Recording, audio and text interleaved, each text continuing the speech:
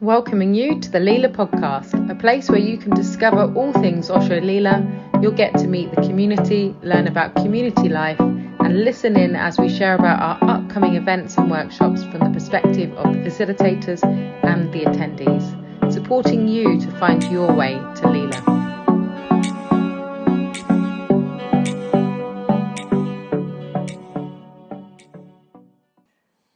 Hello and welcome to the Leela Podcast. My name is Louise and today I have the wonderful, amazing Sukha Sama / Victoria Whelan, who is a goddess of many things, including supporting people to share their gifts. She is an astrologer, a tarot queen, and so much more than that as well, and a beautiful mama to a beautiful daughter. And an old friend of Leela. She's been coming here for many, many years. So we're going to get to know Sukha Sama. I'm going to call you Sukha Sama today. Get to know Sukha Sama in this podcast. And she's going to be sharing a little bit about the magic that she offers to the world and some of the offerings that she's got coming up as well. And I'm feeling really blessed, actually, because... is it okay to say? Yeah. That you are leaving the country. You are going back to your native Australia and will be sharing your gifts in the lands of Australia. So this is the last month in the country, the last few weeks in Osho Leela. You're drinking Leela up like I was sitting in the foyer yesterday. In the bar yesterday, just feeling the temple that is all these memories of great stuff happening there, and just going,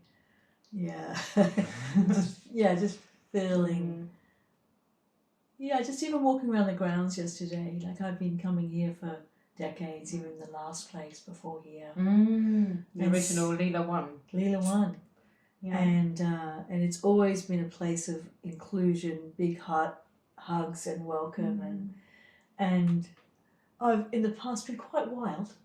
And I've been very celebrated here in whether it's with my bands or my music or my workshops and the singing stuff or the new work with family constellations and my magic or creature stuff. Leela's always been a place the word means play. But, when I first came and, they were planting trees and they were seeding this future, yesterday I was walking in these tall trees that were just an idea. And I feel like the depth of established, that it's been anchored in, it's been brought in, it's so well maintained. It is such a flower, Osho Leela, such a lotus of love, a jewel. And England's lucky to have her. I'm lucky to have played in this field of love. Yeah, beautiful.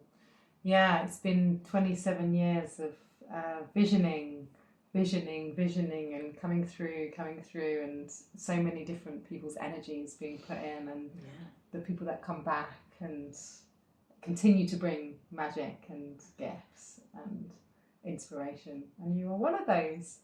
And I hope even going to Australia, I hope the dance is not over. No, I mean, you're still on planet Earth. Yeah, I'm still on planet aeroplanes to come visit. And it's always very dear to me. Yeah, and it's been a pleasure to get to know you a little bit. And you came on the podcast last year, Mystic Heart's about to start. We're just literally recording this a couple of days before, and you're offering amazing workshops with astrology. And you are a woman who's got many gifts, actually. And I didn't mention the singing, the Songstress piece, along with the family constellations as well. Like, there's more, of course. Yeah, but this is the thing. I know that lots of us have got lots of gifts, and it's giving. We'll get to that talking about with our projects coming up with the sharing the gifts. But I know for myself, if I do, I want to dance around them, not all at once. Sometimes I've got a really big project on, and that just takes the field. I want to, just build 2 houses to go out. But and I produce festivals, and they just, it's a big basket to hold. Yeah. And it's a lot of love. So, and then when they those have a fall away or they're done, then I've got time for my one-to-one work surges up. Sometimes I do it concurrently. Sometimes I just have this sort of ebb and flow of and I'm just grateful for the variety. I want to do them all. Yeah. I want to do them all. Yeah, totally. I totally get that. And it's like sometimes you just need to be putting your energy into one project. Yeah. And that's a gift. And everything else, it's within you, isn't it? Your gifts are within you, and it's just, the time and the place, and the next thing comes through, and different things from the toolbox can surface. Treasure box. Treasure box. Oh, I like that. Let's go treasure. Treasure box. Oh my gosh, I've never literally. That's amazing. Yeah, toolbox. Yeah. Treasure box. I love it. And I mean, can you talk a little bit into your experience? It'd be really nice. I think there's something about, because you're leaving as well, some key moments in time, so that you kind of, we've got an audience here. Some people have been coming to Osho Leela for a long, long time, so maybe it will spark a memory, or it will give a bit of a taste of because Leela's got such a history and background. It's very different now to what it was then, but just maybe a couple of moments that come to mind that were beautiful and stayed with you. Oh, God, picking. Honestly, it's been such a field of love and treasure. I came here before I had a child. Yeah. And I loved how, my juicy, sexual, sensual being, because in the sort of green New Age circuit which I was on, so the MBS Green Festival scene. What's that? Mind, body, soul. Spirit. Oh, Yeah, spirit. Mind, body, spirit. Yeah. Okay. Yeah. That scene, it's talking liberation, but it's also quite conservative. And I've always had sannyasin friends or boyfriends, and there's been a sort of I've often felt they're like dolphin people. The sense of they choose life, they choose growth, they choose joy. It's the dolphin. They choose it. And I've had a resonance. So I technically wasn't a sannyasin until I think 8 or 9 years ago. Okay. Where even though Osho isn't around, I felt like I was taking sannyas, and my name's Sukha Sama, to sort of honour the journey I'd been on, marry my life, something like that for me, and just say, to honour the devotion of choosing yes.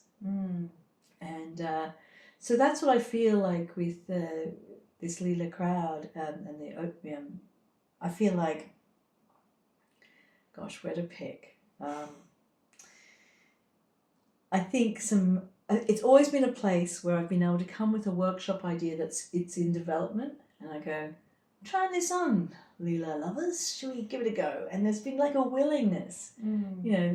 They didn't know I was just brewing up idea, they just trusted me. And I would just see things unfold, and I go, so they've helped me develop my work, because they've given me the playground and the permission to run workshops, get everyone singing. I mean, jams in the coffee shop over the years, off the chart ridiculous. Just then at the bar, we were just just singing, and I love the spontaneity here, where we can do the deep work on good growth, hug and laugh our heads off. What a wild mix. Yeah. Welcome. Yeah. Yeah, beautiful. And I feel like, for me as well, it'd be lovely to hear about what is it that you're loving now about Leela that's kind of evolved over time? What's kind of juicy for you now, I guess? Well, yeah, I mean, I came to Leela before parenting. I came as a single mum. And that's things like Mystic Heart this weekend is great for single mums. They can come back and feel their magical creature, and their kids, my daughter had her first kiss in the glade there. Oh. Woo! What a great place to have your first kiss. Sweet. And so those sort of things where, and then coming now, I mean, I love, the sort of conscious sexuality, tantra work that really gave me a new lease of life in my sensual sexuality in the sense of, after motherhood you take a bit of a beating, of am I really a sensual creature? I don't know. So that reinstated that for me. And right now I think the thing that I'm loving, there's something about the grounds, the leadership, I feel like it's come into a place of maturity. I'm not talking boring.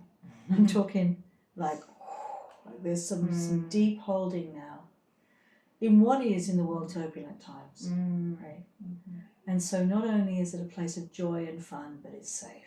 And I want to honour the work, and I know there's been a lot of work put into that safety to make it a field for people to come into securely and find their own flowering.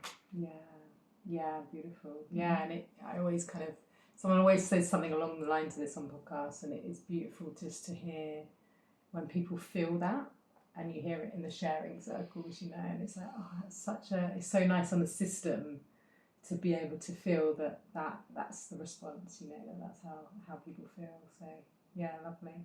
And so we do have Mystic Heart coming up, and I think we can kind of just, give me the kind of what do you love about Osho Mystic Heart Festival? Because you'll be running your tarot and your astrology, but also kind of the broader festival. What do you love about it?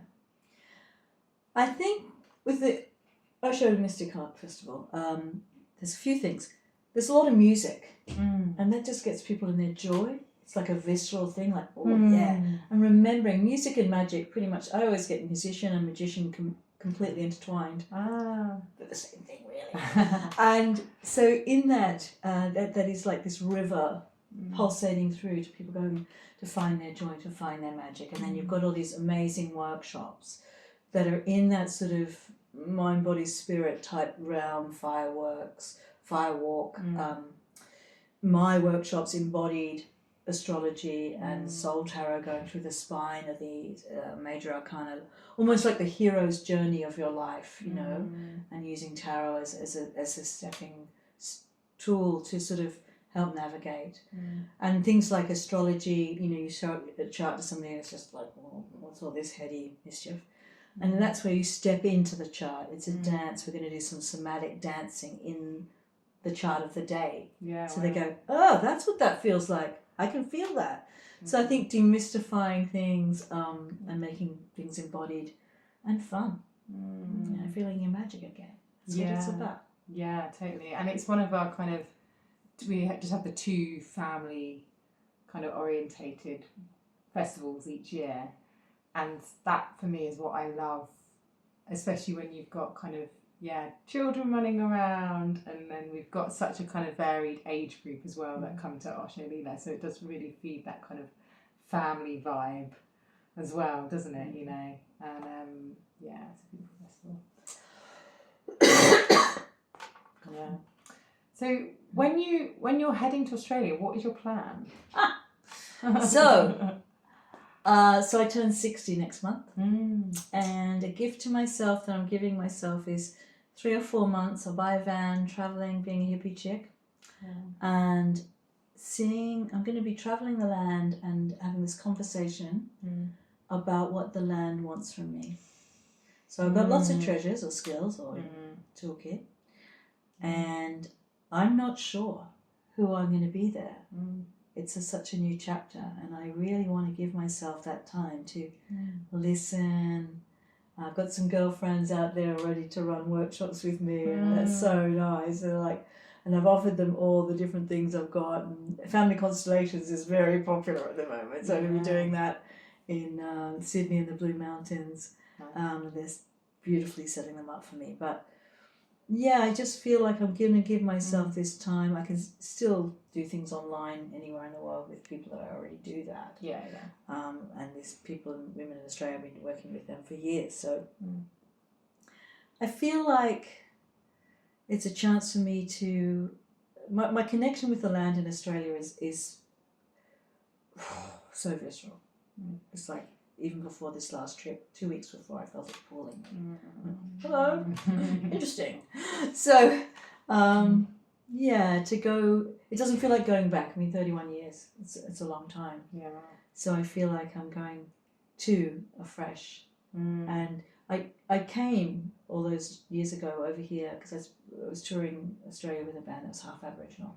Okay. And was being mentored by an old lady. And I wanted to find my own indigeny. Like, what's my blood's history? And so that led me to family constellations and all that ancestor stuff. And Irish, and years ago I did this constellation down my mum's line, and I felt this sort of Viking vibe, you know. And then a couple of years after that I did, you know, the ancestry spit test. Yeah. I've got 3% Finnish. Get in. I knew that from my constellation work. So I feel like I'm looking forward to who this woman has become here, and, you know, really embodied her indigeny, her roots, and go back more fully formed into a space. And so that's a bit of a long answer, but I'm not sure, beautiful. really. Yeah, beautiful. What comes to mind is there's a woman called Daya Dover. Do you know her? She's oh my gosh, you'll love it. I went to see her at a festival last year, and she travels around to all the PowerPoints around the world, and then channels like what's coming through. Nice. Teresa did something similar with Scotland, where she went to the land, and then the songs came through, and that just reminds me of like you're just gonna go, and it's like the allowing yourself to be in the energy of like the mystery. You know, it's like who knows what's gonna happen, who knows what's gonna come through. And it's such a like, I mean, we're going to start talking a bit into the kind of feminine in a second. And for me, that's what it feels like. Yeah. It's just that kind of like, who knows what's going to happen. And you're just going in, and let's see what we'll kind of cook up. You're so on it, because all I've got so far is a draft title of an album name, which is called Time in the Temple. So you're totally on it. So I don't know what's going to come from that, but that's all I've got right now. Time in the Temple.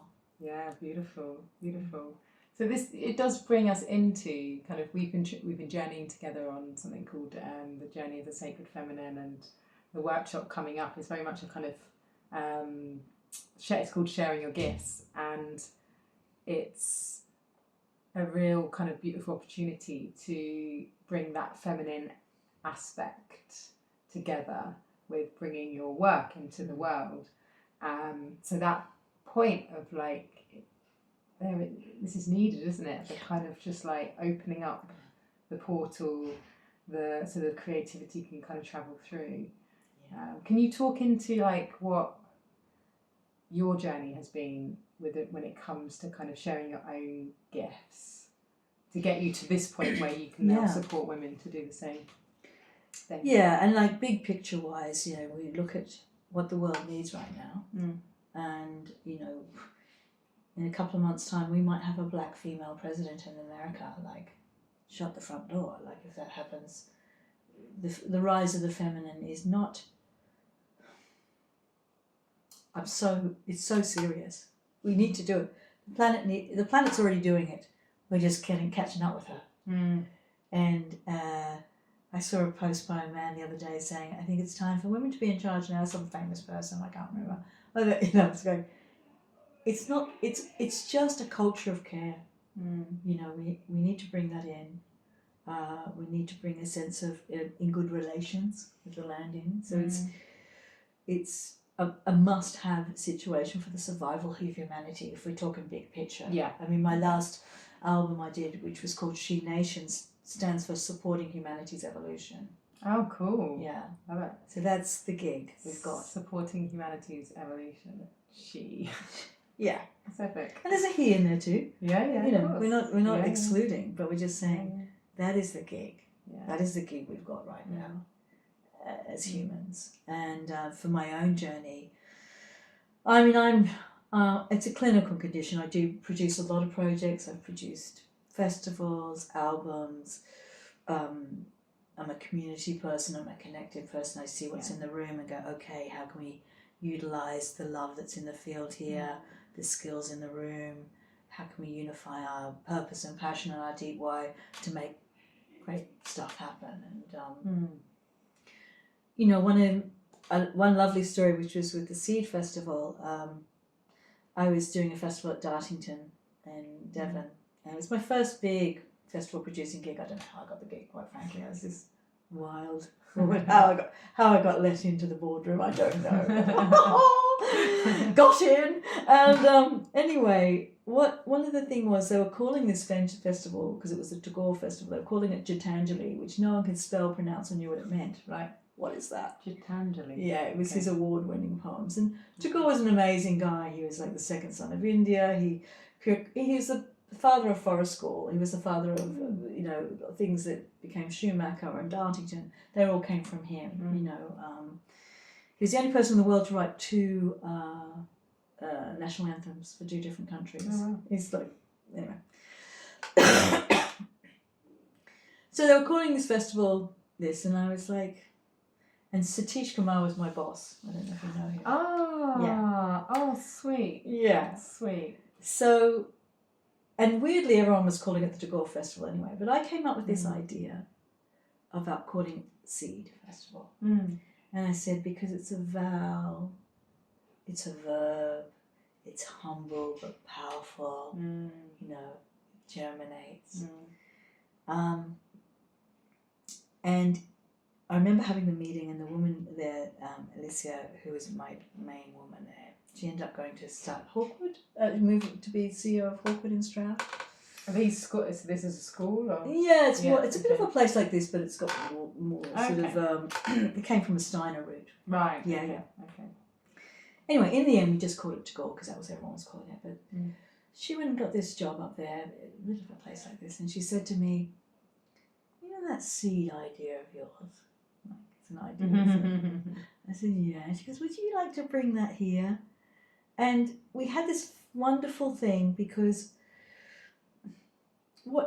you plant these seeds, you never know what they're going to be, you know. And we ended up calling it a Seed Festival, Planting Big Ideas. Right.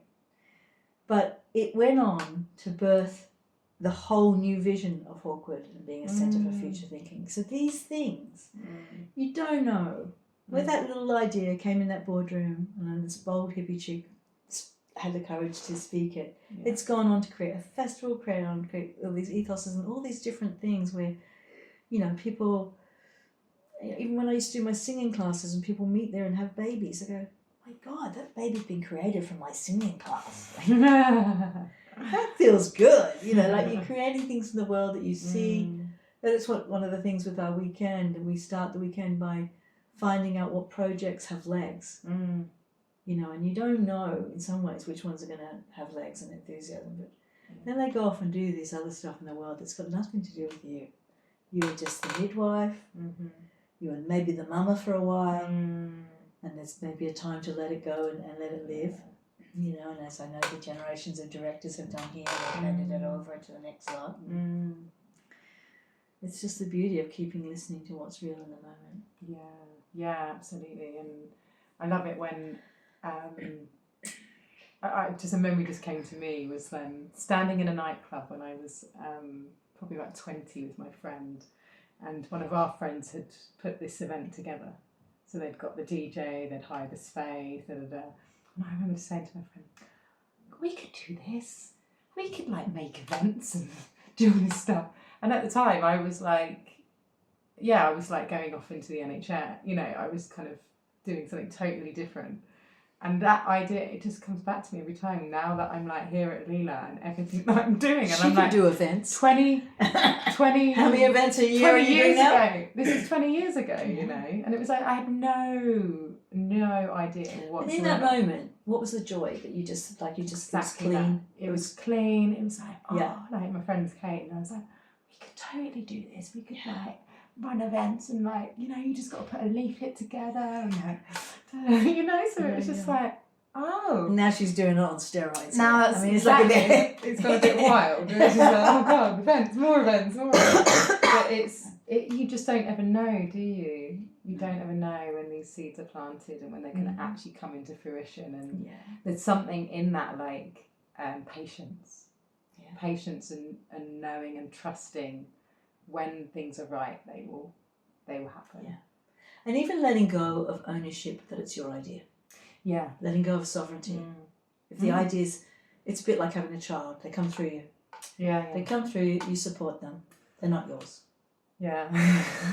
I find that with songwriting sometimes too. Like you write a song and I've had this happen. Annie Lennox did it, another band, Praying for the Rain, and we did it. We all wrote a song around the similar time, around Storm, right? And I went, I worked out sort of the timelines of when it may have been written. And it's like, that song was just hanging around and we all just interpreted it through our lens. You know, who owns that song? I mean, it's beautiful. That's that speaks into Big Magic, you know, with Liz. Oh, I love that book. I can't remember her name. There's a book called Big Magic, and she wrote Eat, Play, Love. Yeah, Elizabeth Gilbert. That's it. And there's all these ideas dotted around, and actually, it might come through to you, and it's whether it's right. Like you can take action on it, or if not, it goes back up, and then it comes to the next time. You're like, hey, I thought of that too. Oh, it's then you're ready to you've got the energy to take it forward. You go for it. You go. Yeah. How can I help? Yeah, totally. Because I do that with my passion project work. I also have this side hustle called an ideas factory because it's a clinical condition. All these ideas. So how I help myself with that is that I just fountain for others, and I love this vocabulary. And then you know. If it feeds the wheel, rock and roll, and it alleviates some of the backlog of my ideas. Yeah, totally. Because all of these ideas, you know, are so needed in the world, right? Like we all have these many ideas, but actually, like losing the attachment to who's bringing them through, because actually it's, it's all needed. So beautiful.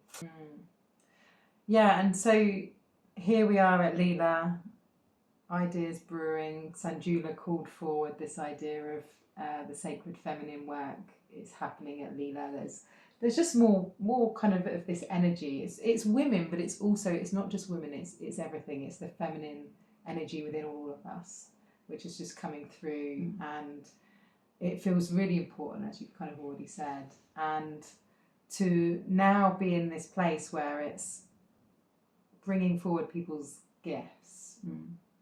And opening up to possibilities. It just feels really magical. It feels really like on point and so needed, just like you've already said. And I'd love to hear a bit more about like your essence, the essence of what you're bringing within this workshop, weekend, gathering, whatever we want to call it. Because when you were talking to me about it the other day, I was just like, oh, that sounds wicked. That's so cool. So could you give us a bit of that? I mean, one of the things we'll discover with our projects is our deep why. And my personal deep why is if everyone in the world, can you imagine this for 24 hours even? If everyone in the world was doing what they loved for 24 hours, just have a moment.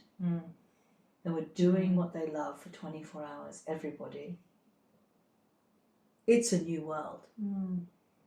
We can't go back. It's like that 100th monkey business. We're talking 7 billion monkeys.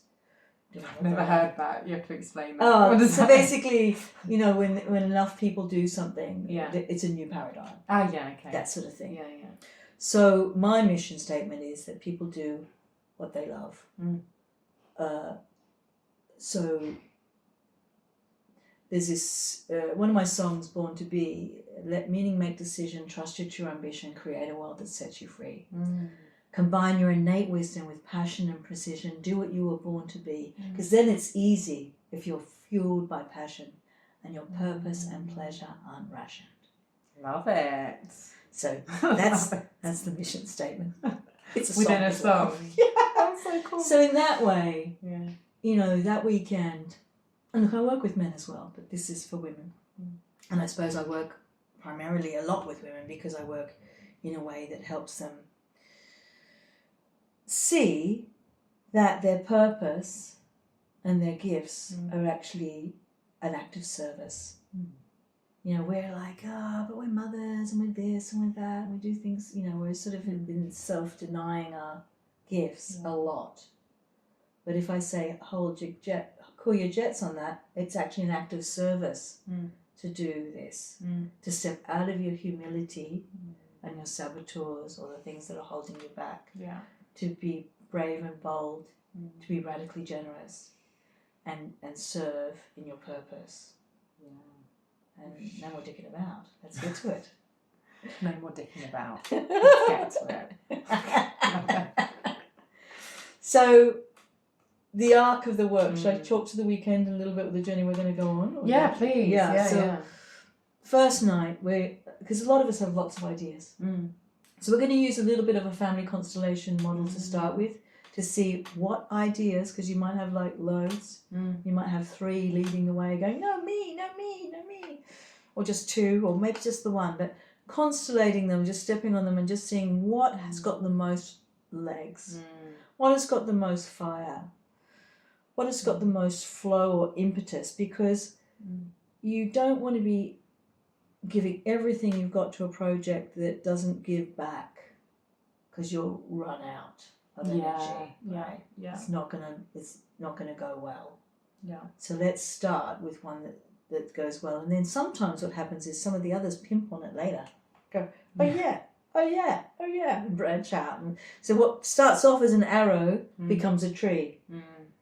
But let's just start with the arrow. Yeah. So we're going to start there, and that's very much getting clear on the first night of what, and we go through this guided journey of what project has legs, and it's going to give you.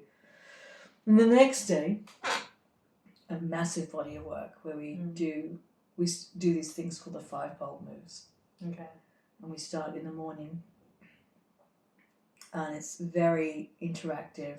And I don't tell you what it's going to give you until the afternoon, because I want you to do it innocently and wholeheartedly, in sweet, in naivety or in innocence. Yeah.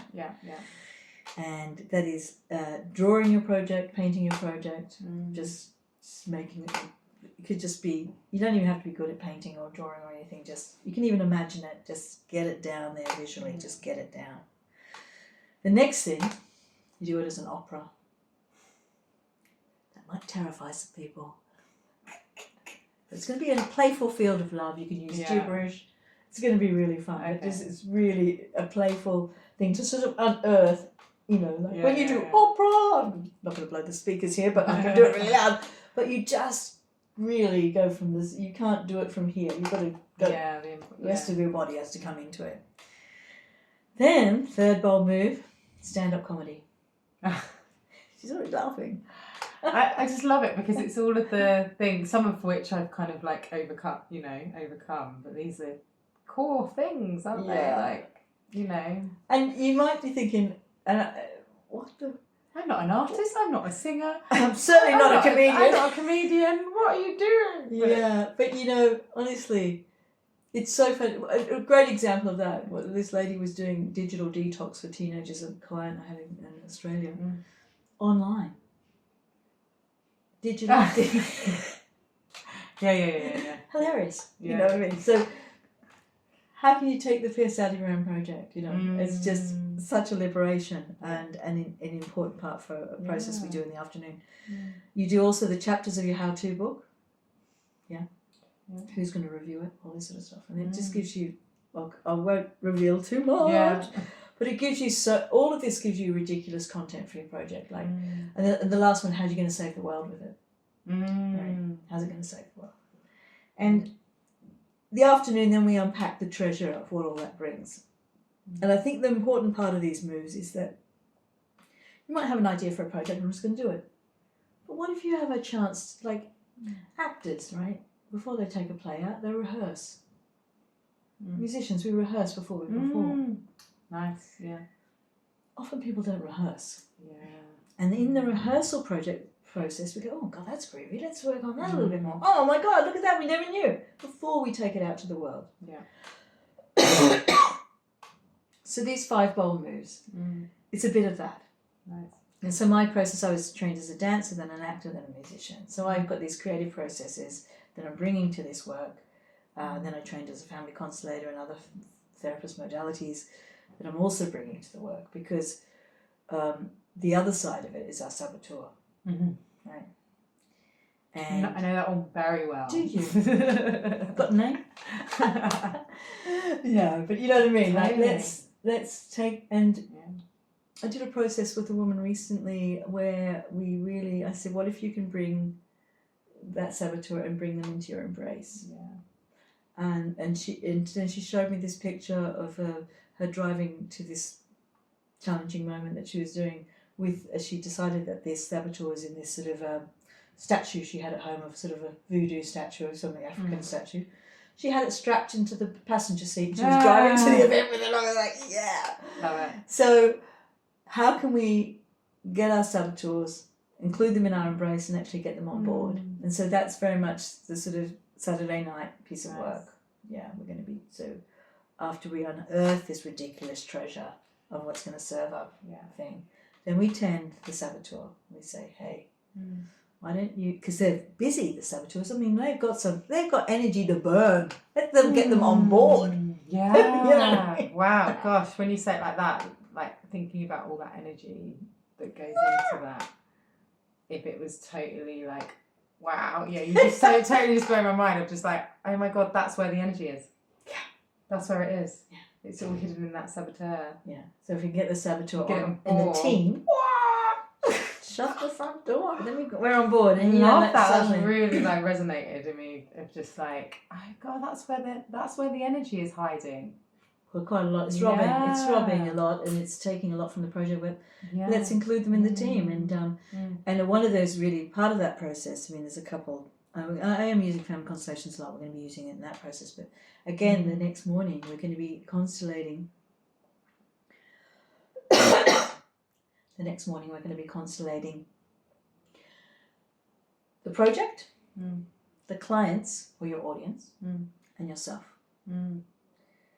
And just to see what they want from each other, because we think we know, but we might be surprised. And that's what I say with constellation work, just let yourself be surprised. Don't think you know, let your body tell you. Get out of the story and let your body inform you. Could give you an example. So one client was doing artwork. Now, the client didn't really care about her, or they might have gone into her story later on, but are they drawn to the artwork? So in her business model, she put the artwork forward, not her face, but it's she put herself forward.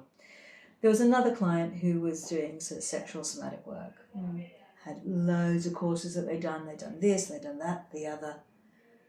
Does the client need to know about all the different courses, or does the client need to know how safe she is? So then she put that as the front and center.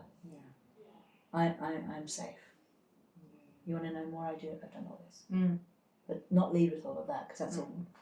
Yeah. But I'm just safe. Keep it simple.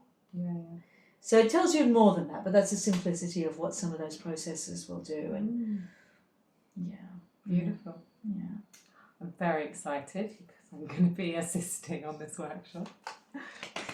So it means I get to get the magic, which is amazing. I'm super looking forward to it. So, There's one more piece. Can I share? Yeah, go for it. Oh, there's more. Sorry. There's one more piece, is that we're doing it together. So when people work together collaboratively, say you've got a project that you've been sharing and we've been seeing you all weekend unearth more treasure around it. Are we getting excited about that for you? Of course. Oh my God, am I ever? We don't have to do this alone, right? No. And we're going, wow, check that out. Yeah. So by the time we get to Sunday afternoon where we sing up each other's life and we sing the project into the world. Beautiful. Something I got from Wales, because when a whale was sick, they used to put the sick whale in the middle and sing them up. Oh. So, and this singing up our life, I tell you what, I've been doing it for years, and I was only in Totnes the other day, and she goes, I know, I saw this lady, she used to go to my workshops, and she goes, that got me my van, that changed my life.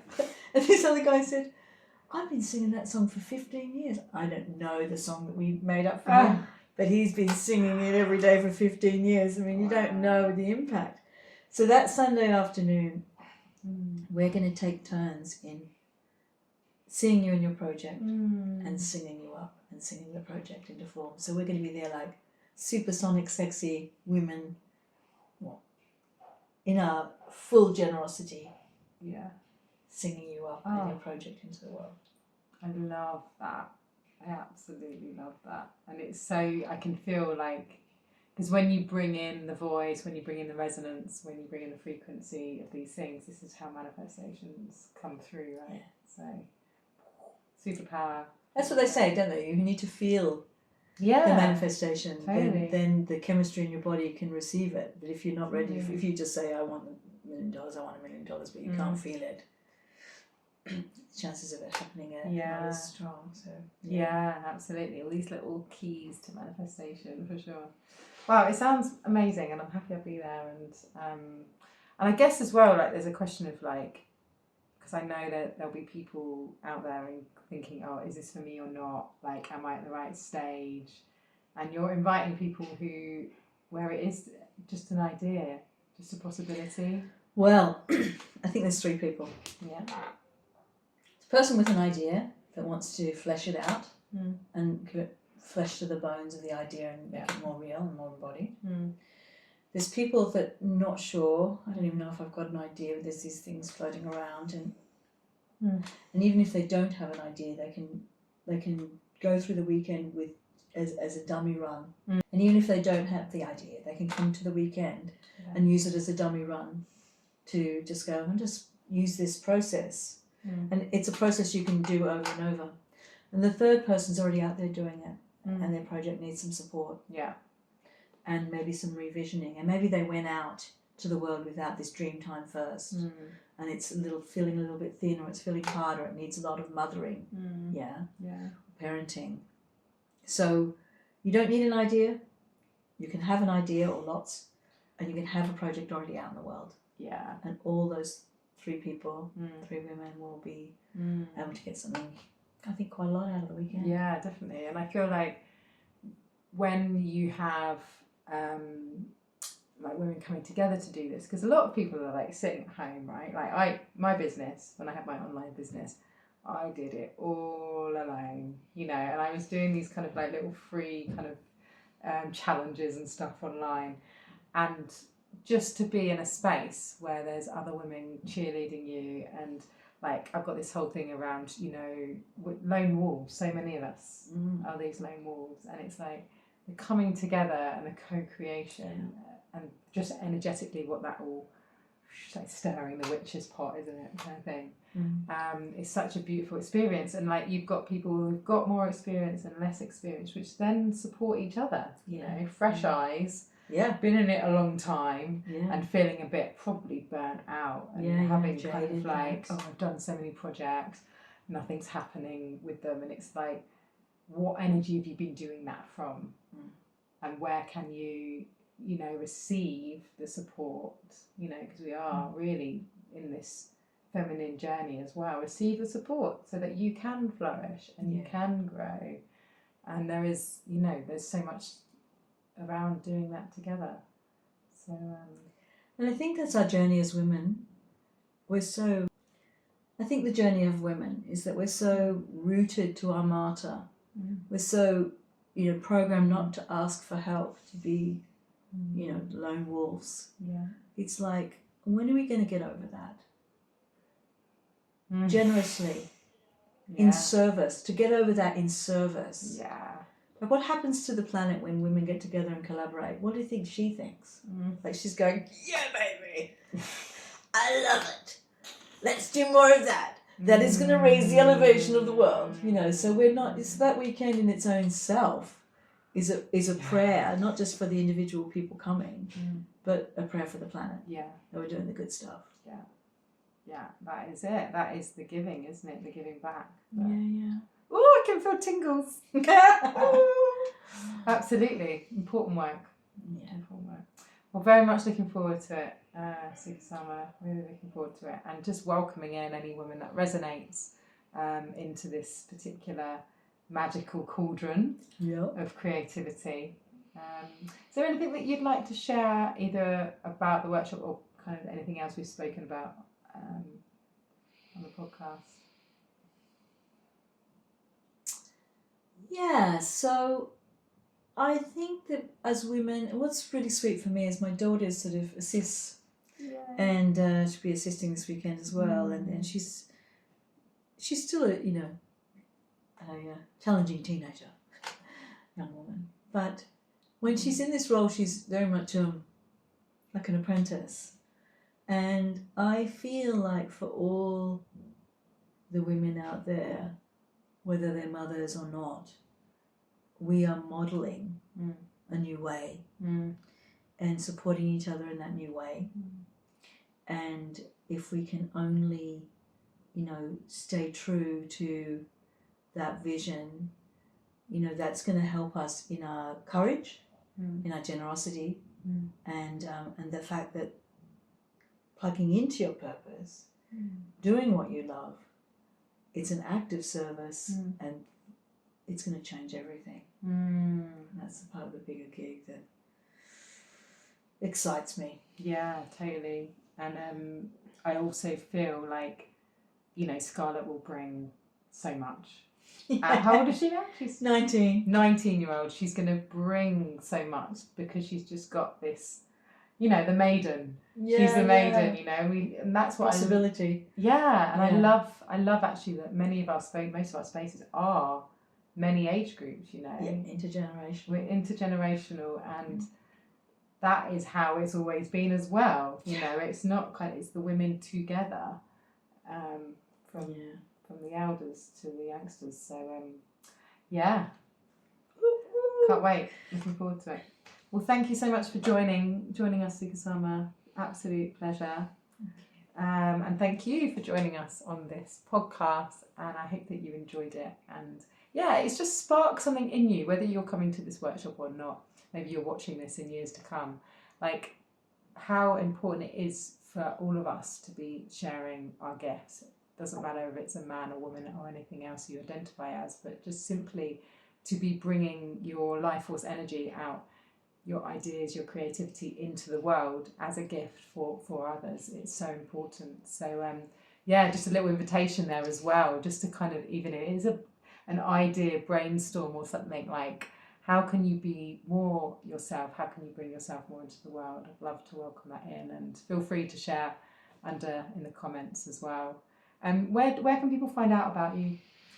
VictoriaWhelan.com is a good place to go. SukhaSama.com now as well. Okay. And that's probably the easiest thing. Great. It's all on Facebook. Yeah. So I'm getting onto Instagram. It sort of relates, but Facebook, websites. Yeah. Okay. Cool. And we'll put all those details in the show notes below, so you'll be able to find those. You'll be able to find the link for the upcoming workshops, sharing your gifts, and anything Osho Leela, osholeela.uk.co.uk is where you can find out about us as well and what we've got coming up.